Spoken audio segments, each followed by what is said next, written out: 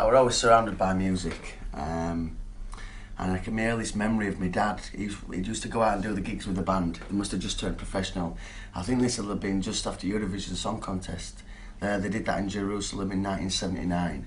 But I used to wake up when my dad had come home from the gigs, you know, and I used to, oh, what a good gig, Dad, and I'd have only been about 4 or 5 years old at this time.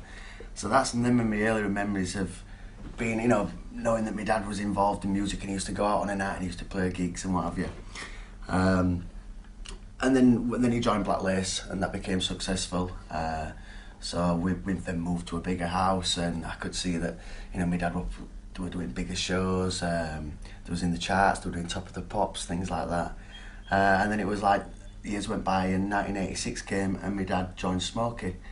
For 6 months he did 6 months with Smokie, 6 months with Black Lace. But he knew that he had to make a decision, it was either Black Lace or Smokie. Smokie had been one of his favourite bands as a child growing up. He used to go watch them. He was a massive Stones fan, Birds fan, but Smokie was his third favourite band. So I remember us going to I think it was Alan Silson and Terry Utley's joint birthday party in Ilkley, and they'd set up the big PA in this house, in this room, and my dad sort of like did his audition then, and he got the job straight away. Yeah, so Smokie had always been one of my dad's favourite bands, and how we happened to get the the invite for the audition or whatever, he was on a train going to London, and sat next to him with Chris Norman, and he'd been chatting, and Chris says, he says, oh, I'm leaving the band. He says, you know, my solo career's taking off, and I think they're looking for a replacement. He says, why don't you do it, Al? And my dad says, what? He says, yeah, you look a bit like me, you sound like me, why don't you go for it? And my dad jumped at the chance. Like I said, it was one of his favourite all-time bands, and it was a credible band with credible songs, so he jumped at the chance, and that's when they went to the joint birthday party. He did the audition in front of everybody else. Chris actually spent a bit of time with my dad as well, just going through phrasing with him and things like that. My dad would ring up saying, like, can you spare me another hour, can you come down?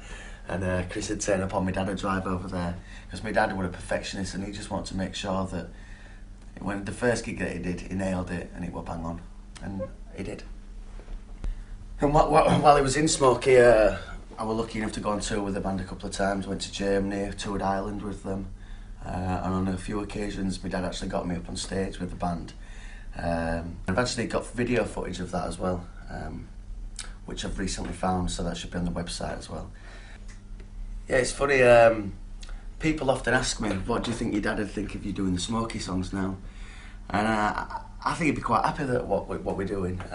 He was very good friends with Andy Whelan, the guitarist who's in the band. Graham Kearns, he knew Graham Kearns, he knew Ron Kelly. They were all very good friends of his. And the music is just about enjoying yourself, and that's what we do when we go out on tour. We just enjoy ourselves, and it's important for us to enjoy ourselves, and also what's more important is that we make other people happy and we put a smile on the face. And when I was a kid and I used to watch my dad performing songs like Wild Angels, and I'd get that electrical feeling up my spine like you do with certain songs, and I could see how much of a passion he sang them songs with them. I just thought, wow. And it's funny now when I'm singing Wild Angels on stage at side of Andy and Graham, and I feel like my dad. I can imagine that's how he felt, you know, the electricity running through his body sort of thing, the passion for the song and the performance. And there's moments like that on stage that I really feel close and the connection to my dad, and that he's actually watching down and going, go on son, give it some. Yeah, so this is my dad's signature guitar. It's actually a Susanna Hoff limited edition, but he took the Susanna Hoff signature off and put his own on. And this is the one he used to use on stage, and this is the one I use now. It's a fantastic playing guitar, and it's really light as well, so you can be on stage for a couple of hours and not even know you've got it on your back, unlike the Gibson there. There's a story behind this. One of the roadies, I think the one I went on tour with Smokie, stood the guitar up next to an heater and he melted the back. I think my dad had had it a few weeks as well. I don't think he was that impressed, but I think it gives it a bit of character anyway, and it's got a story behind it. This is another 12-string Rickenbacker. I don't know if my dad ever used this on tour. I think it was just mainly kept for work in the studio. Again, it's a lovely guitar, really nice, quite light and very cool. When I was a kid, my dad said to me, he said, once you do your first gig, you can have a guitar. And I had a choice between this one and this one. Now, quite a hard decision because they're both beautiful guitars, but there were only one decision to be made in my mind, and that was this, to take this one. And he actually bought this off Alan Silson. So this is the first guitar that I used to do my gigs in a band called Kiss This when I was about 18 years old.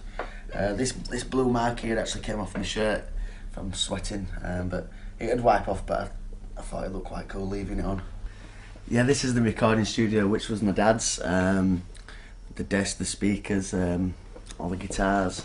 So I like to surround myself with a lot of memorabilia of his. There's his jackets there, what I used to use on stage and for press meetings, conferences or whatever. Another jacket over there. Plenty of photos. There's one of them here. I love this picture of him here. Dad was always smiling. And there's a photo here of him in his youth, the early days before he made it. I'm not sure what guitar that is, but it's unlike one I've ever seen. Burns. It's a Burns Flight. It's a Burns Flight, Andy Whelan has just told me. Looks more like a cricket bat, doesn't it?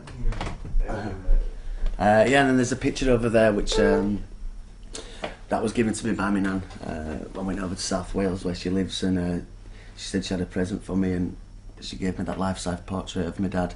It was a bit too upsetting for her to see it all the time, so she gave it me, and now it's up there and he watches over as well. We do our recording. Yeah, so like I was saying, we recorded, finished my dad's album, Room with a View, in the studio here. And how the album came about was, I got back in touch with Andy Whelan, who I'd not seen for over 10 years since my dad passed away. And when we got talking anyway, and after we'd done a little bit of recording, writing together, and then we got talking about my dad's songs and unfinished material and things he'd started working with my dad, because Andy did a lot of writing with my dad. And he mentioned, he said, well, I've got these 2-inch tapes of your dad's, they're up in my loft, I've kept them safe. So we said, right, well, let's take them to a studio and see what's on them. So we took them to Wall Place in Leeds, but unfortunately the tapes were very old and corroded, and they got stuck in the machine. And then so we went and did a bit of research on the internet, and we found out that if you bake the tapes in an incubator for 48 hours, it can give them a new lease of life and they can work again. So we did that. We took them down to this place. They baked the tapes, we got them back, and we took them back to Hall Place, which is recording studios in Leeds, and thankfully they worked. So then we took all the my dad's vocals, the guitars, we took them all off, put them on a modern format, brought them here, and then we got several different musicians in to play on them, along with Andy and Graham and myself.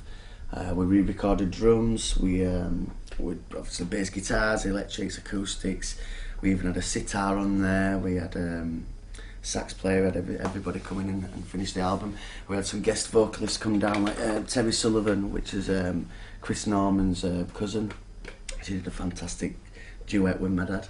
I feel very privileged to be a part of this band, Spirit of Smokie, playing alongside Yorkshire's finest musicians, Andy Whelan, Graham Kearns, Ron Kelly. And then we have also guest keyboard players, Kevin Fitzpatrick, Dee Morley and Barney from Germany. And the response that we've had from the live shows have just been fantastic, more than I imagined really. The shows have gone down really, really well, and the people have loved the music, loved the show. I've loved performing the songs. It makes me feel close to my dad as well. I'm doing it.